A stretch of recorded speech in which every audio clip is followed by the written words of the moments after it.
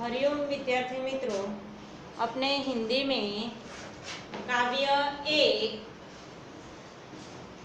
इतनी शक्ति हमें देना दाता, जो मैंने अपना पिछला लेक्चर था तब मैंने आपको समझाया था, ठीक है। और इस काव्य का गान करने के लिए मैंने आपको कहा था, तो आपने किया होगा। अब हम आगे देखते हैं। मैंने शब्दार्थ और मुहावरे के अर्थ भी करवाए थे, लिखाए थे यहाँ पे बोर्ड पे, आपने लिखे होंगे। अब आगे है अभ्यास, जो पेज नंबर 2 पे दिया है, ठीक है। यहाँ पे पहला प्रश्न है, मन का विश्वास कमजोर होना ऐसा कवि क्यों कहते हैं। तो मैं उसका उत्तर बोलूंगी और आपको लिखना है, ठीक है। पहला प्रश्न है, लिखो मन का विश्वास कमजोर होना ऐसा कवि क्यों कहते हैं। फिर से एक बार, मन का विश्वास कमजोर होना ऐसा कवि क्यों कहते हैं। तो लोग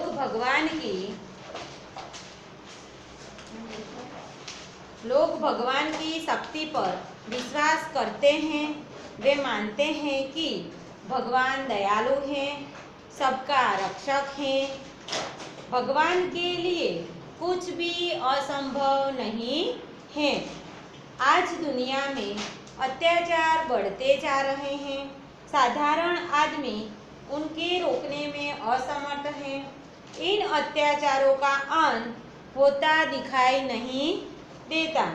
कवि भगवान से प्रार्थना करता है कि ऐसे समय में वे अपनी शक्ति का परिचय दे, ताकि उनके प्रति लोगों का विश्वास कम न हो। फिर से एक बार, लोग भगवान की शक्ति पर विश्वास करते हैं। वे मानते हैं कि भगवान दयालु हैं, सबका रक्षक हैं। भगवान के लिए कुछ भी असंभव नहीं है। भगवान के लिए कुछ भी असंभव नहीं है। आज दुनिया में अत्याचार बढ़ते जा रहे हैं। साधारण आदमी उन्हें रोकने में असमर्थ हैं। इन अत्याचारों का अंत होता दिखाई नहीं देता। कवि भगवान से प्रार्थना करता है कि ऐसे समय में वे अपनी शक्ति का परिचय दे, ताकि उनके प्रति लोगों का विश्वास कम न हो। उसके बाद आगे दूसरा प्रश्न है, धरती पर हर तरफ क्या है, क्यों है। दूसरा प्रश्न है, धरती पर हर तरफ क्या है और क्यों है। तो धरती पर हर तरफ जुल्म और बेबसी है। धरती पर हर तरफ जुल्म और बेबसी है। हर आदमी डरा डरा सा है। ऐसी कोई शक्ति दिखाई नहीं देती। और जो अत्याचारी का सामना करे, उन्हें लोगों को सताने से रोके। फिर से एक बार, धरती पर हर तरफ क्या है, क्यों है। तो धरती पर हर तरफ जुल्म और बेबसी है। हर आदमी डरा डरा सा है। कोई ऐसी शक्ति दिखाई नहीं देती जो अत्याचारियों का सामना करे और उन्हें लोगों को सताने से रोके। उसके बाद तीसरा प्रश्न है, हम जगत में क्या अर्पण करना चाहते हैं, क्यों। तीसरा प्रश्न है, हम जगत में क्या अर्पण करना चाहते हैं और क्यों। तो हम जगत में सुख, शांति और मैत्री भाव अर्पण करना चाहते हैं। आज जगत में बुराइयां बढ़ रही हैं, जीवन में सुख शांति का अभाव है, लोग एक दूसरे के प्रति शत्रु बने हैं, वे एक दूसरे से बदला लेने के लिए तत्पर हैं। इसीलिए इस अशांत और दुखी जगत को हम सुख शांति प्रेम और मैत्री अर्पण करना चाहते हैं। उसके आगे है, हम सभी को क्या बांटना चाहते हैं, क्यों? हम सभी को क्या बांटना चाहते हैं और क्यों?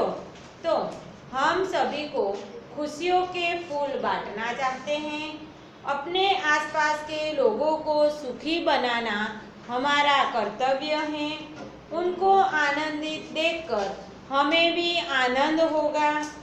उनके जीवन में कांटे होंगे तो उन कांटों की चुभन हम भी महसूस करेंगे। उनके जीवन में कांटे होंगे तो उन कांटों की चुभन भी हम महसूस करेंगे। इस दर्द से बचने के लिए हम उन सबको खुशियों के फूल बांटेंगे। उसके आगे है 5वां प्रश्न, सबका जीवन ही बन जाए मधुबन का भावार्थ क्या है? सबका जीवन ही बन जाए मधुबन, उसका भावार्थ क्या है? तो मधुबन का अर्थ है वह बगीचा जिसमें सुंदर फूल और खुशबूदार खिले हो। हम सबको खुशियों के फूल बांटने चाहिए। ये फूल पाकर लोगों के चेहरे पर उदासी नहीं रहेगी। क्या नहीं रहेगी? खुशबूदार फूलों की खुशबू पाकर उदासी लोगों के मुंह पर उदासी दिखाई नहीं देगी। उनका मन प्रसन्नता से भर जाएगा। वे आनंद और उल्लास का अनुभव करेंगे। इस प्रकार उनका जीवन सुखी हो जाएगा। उसके बाद आगे है प्रश्न 2, नीचे दिए गए खाली स्थानों में उचित शब्द भरते हुए वाक्यों को पूरा कीजिए। यहाँ पे पहली खाली जगह है, राधा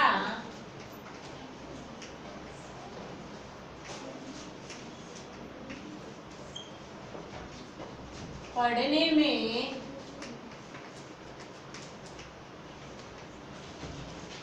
तेज हैं। खाली जगह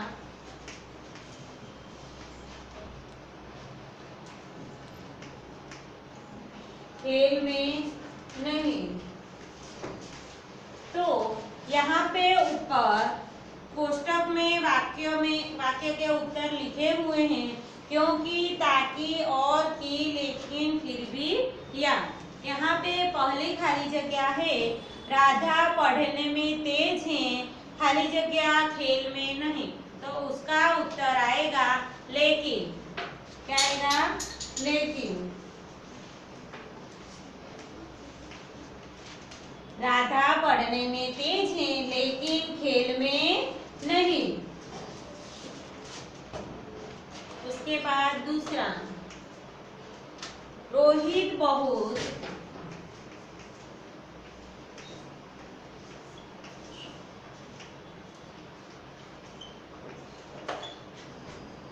तेज भागा।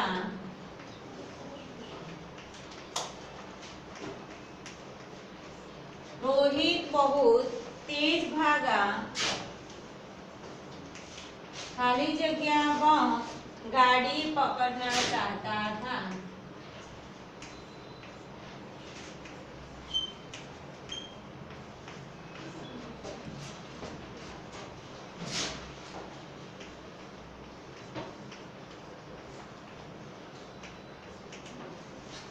रोहित बहुत तेज भागा, खाली जगह वह गाड़ी पकड़ना चाहता था। तो क्या आएगा? क्योंकि। रोहित बहुत तेज भागा क्योंकि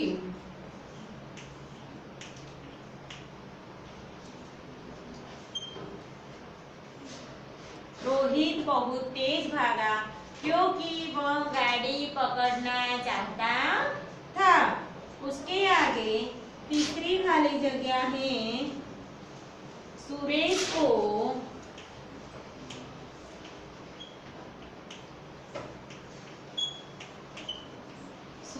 को बुखार था।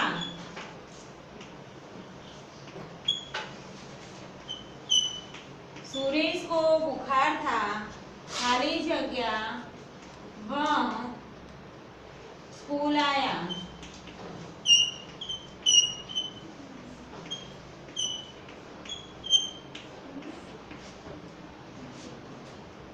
सुरेश को बुखार था, खाली जगह वह स्कूल आया। क्या उत्तर आएगा? फिर भी। सुरेश को बुखार था, फिर भी वह स्कूल आया।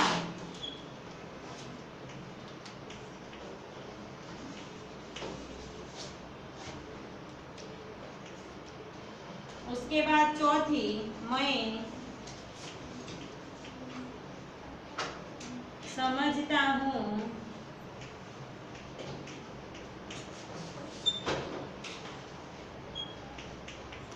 समझता हूँ खाली जगह वह क्या करना चाहता है।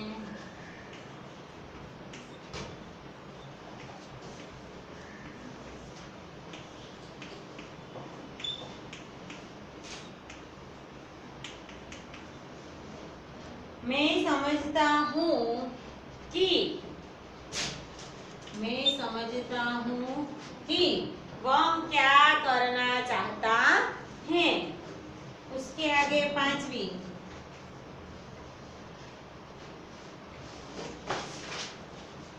आप चाय पसंद करेंगे।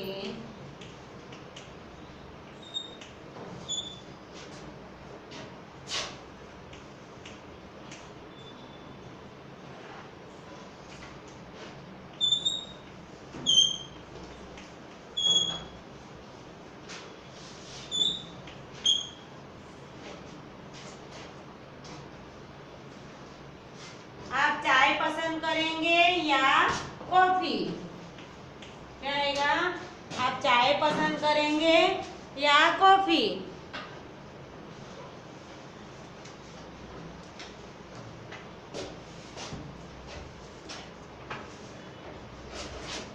इसके बाद छठी खाली जगह,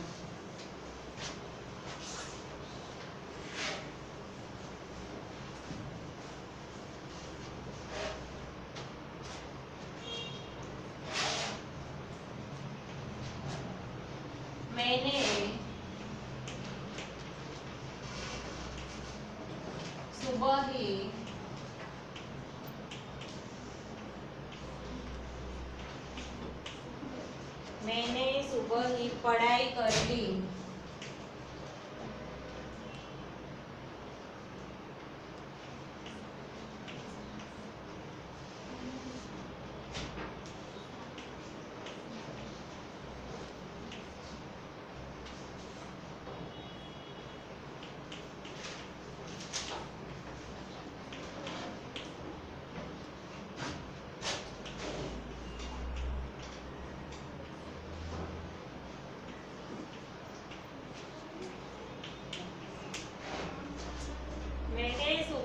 पढ़ाई कर ली, खाली जगह शाम को खेल सकूं, तो क्या आएगा? ताकि।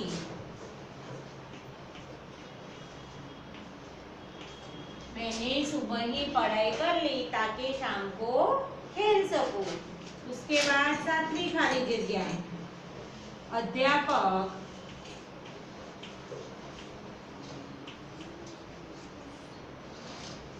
रुक गए।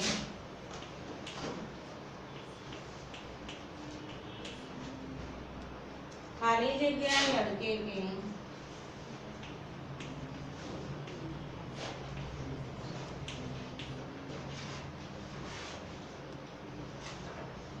बोलने की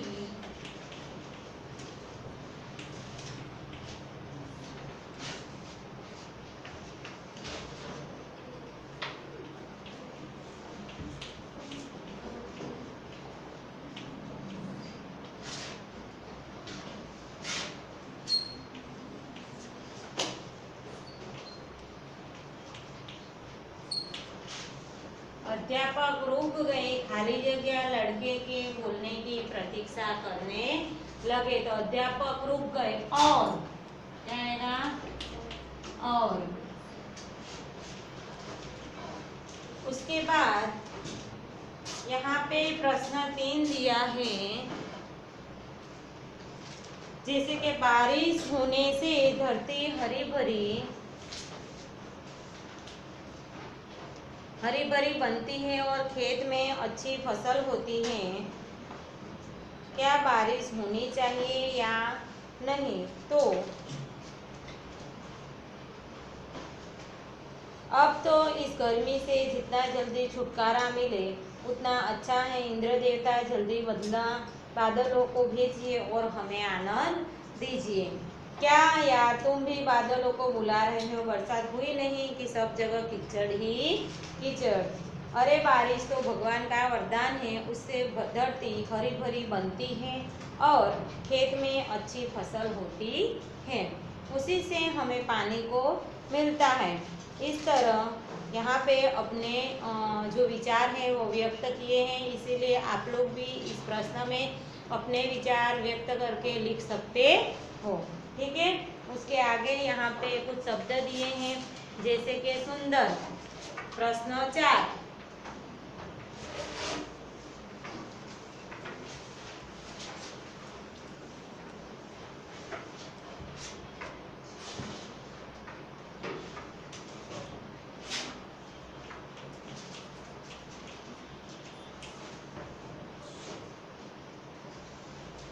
सुंदर चित्र।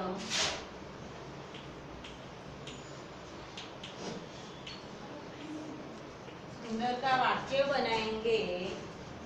सुंदर चित्र सबको अच्छा लगता है। सुंदर चित्र सबको अच्छा लगता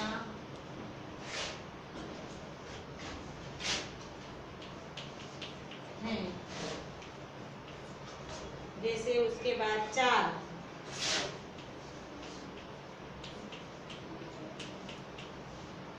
गाय के 4 पैर होते हैं।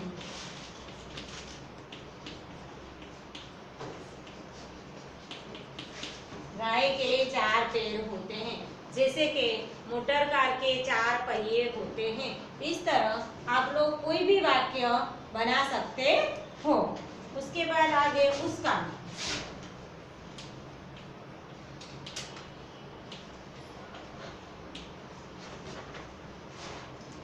जैसे कि उसका भाई विदेश गया। उसका भाई विदेश गया। उसके आगे यहाँ पे चौथा वाक्य है, जैसे कि थोड़ा। थोड़ा का वाक्य बनाते हैं। मुझे थोड़ा पानी चाहिए। मुझे थोड़ा पानी चाहिए। मुझे थोड़ा दूध चाहिए। मुझे थोड़ा पानी चाहिए। इस तरह कोई वाक्य आप लोग बना सकते हो। उसके आगे लाल।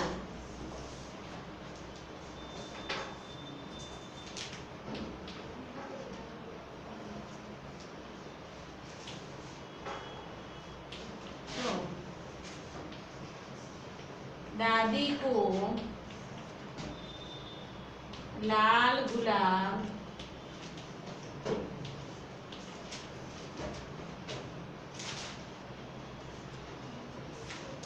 पसंद है।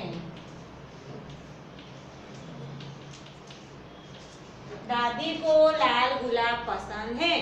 दादी को लाल रंग पसंद है। दादी ने लाल साड़ी पहनी है। इस तरह के वाक्य तुम लोग बना सकते हो। ठीक है।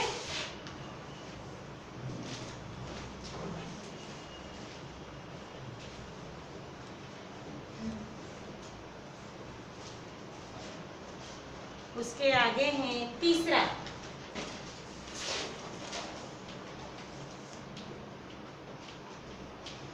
क्या है? तीसरा। तो तीसरा का वाक्य बनाना है तो तीसरा कमरा खाली है। तीसरा कमरा खाली है। तीसरा कमरा खाली है। उसका तीसरा नंबर आया, वो तीसरे नंबर पर है। इस तरह के वाक्य बना सकते हैं। उसके आगे 15।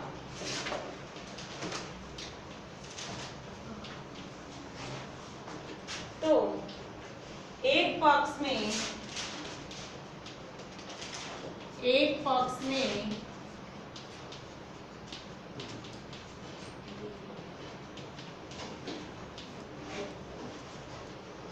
15 दिन होते हैं।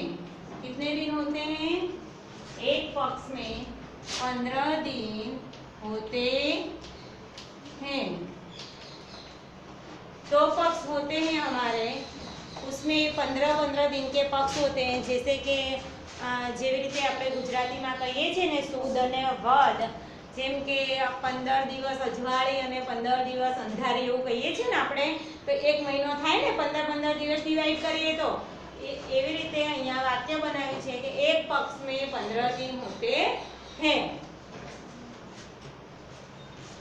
अगली 15 तारीख को मैं आऊंगा। 15 दिन के बाद परीक्षा है। ऐसे वाक्य आप लोग लिख सकते हो कोई भी, ठीक है। उसके आगे देखते हैं प्रश्न 5।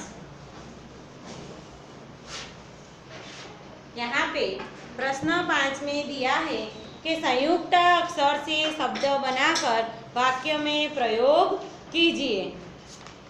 तो मैं आप लोगों को उदाहरण के अनुसार थोड़े बहुत दिखा देती हूँ। जैसे कि यहाँ पे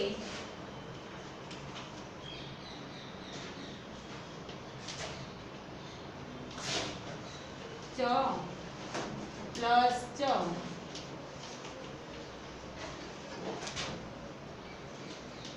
दो च, क्योंकि ये आधा है और ये पूरा है, दोनों मिलाते हैं तो पूरा अक्षर क्या हुआ? च। च से कौन सा वाक्य बनेगा? जैसे कच्चा यह आम कच्चा है। यह आम कच्चा है। देखो वाक्य बना दिया शब्द पूरा करके। इस तरह यहाँ पे दूसरा है तो आधा है प्लस तो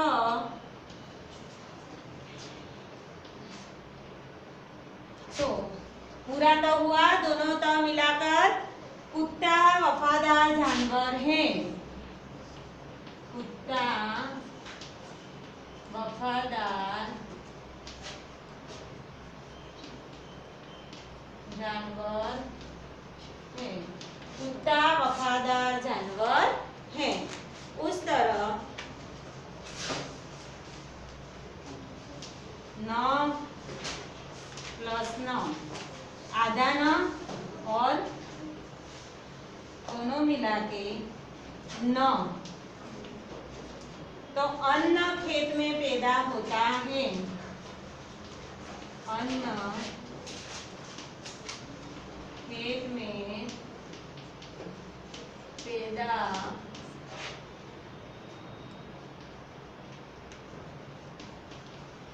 होता है। अन्न खेत में पैदा होता है। उसके आगे है द्व। बुद्ध यह भगवान बुद्ध की मूर्ति है। जैसे कि द प्लस द, तो क्या होगा? ध्व। तो यह भगवान बुद्ध की मूर्ति है। यह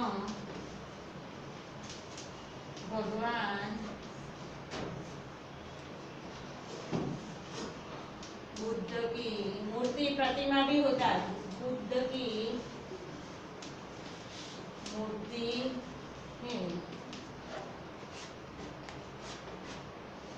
उसके बाद द व ध्व, जैसे कि विद्वान, यह विद्वान पुरुष हैं।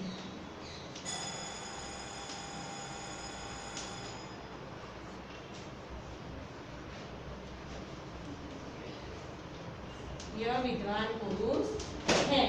तो इस तरह के वाक्य हैं। जो 6 नंबर का वाक्य है, स व स स्व, એટલે विश्व में शांति होनी चाहिए। ह वत्ता य ह्य, असह्य, आज असह्य गर्मी है। द प्लस म उसके चरण पद्म जैसे हैं। तो यहाँ पे अभ्यास पूर्ण हो गया है। जो स्वाध्याय बाकी है वो नेक्स्ट जब पीरियड आएगा तब मैं आपको करवाऊंगी। आज का ये लेक्चर यहाँ पे पूर्ण करती हूँ। नमस्ते विद्यार्थी मित्रों।